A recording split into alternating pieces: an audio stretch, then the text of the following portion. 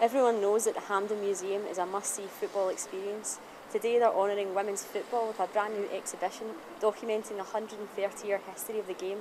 We spoke to the artist, Stuart Gibbs, and Hall of Fame inductee, Rose Riley. How proud are you to see your work displayed in the museum at Hampden? Oh yeah, sure.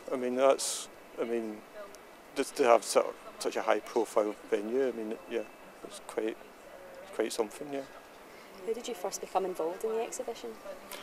Well, I'm actually involved with Glasgow City Football Club, and from that I got involved in a project down in England called Moving the Goalposts, and from the research I was doing from them, it sort of developed up as uncovering things that have not really been seen before.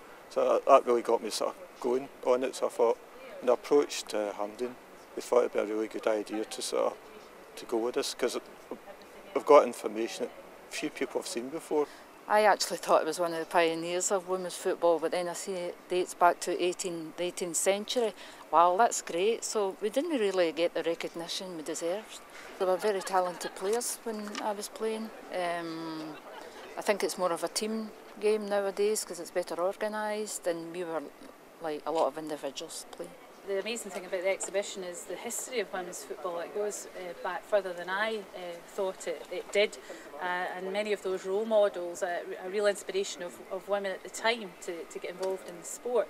But when you look at the position of women's football now, with Scotland ranked 21 in the world, there is now an ability to play at a very, very senior level in women's football in Scotland, and that's very, very good indeed.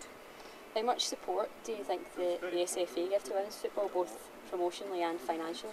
A lot more in recent times. I think the SFA have realised that there is a big opportunity in girls and women's football, and we now have the regional development officers for girls and women's football, and I think when you look at the National Performance Centre as well, for the elite players, it's going to benefit the women's game and women playing at the top of their game as much as men. So there's a lot happening within the SFA and across Scotland generally in support of women's football.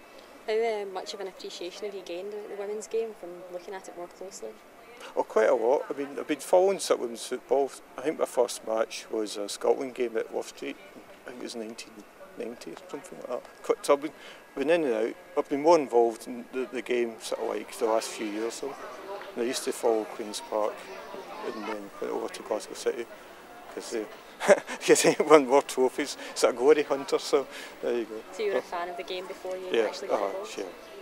Do you think the inclusion of women's football in the Summer Olympics and the Commonwealth Games will help change people's perception of the game? Yeah, well, I'm certainly looking forward to seeing the women's football here at Hampden at the Olympics, and I think it does. I think whenever a sport is selected for the Olympics, I think it does help to boost the involvement in that sport and sometimes the funding of the sport as well. So I do think it's a positive thing, but I think women's football in Scotland was certainly on the rise before that anyway, but I think it can only help to make that happen even more.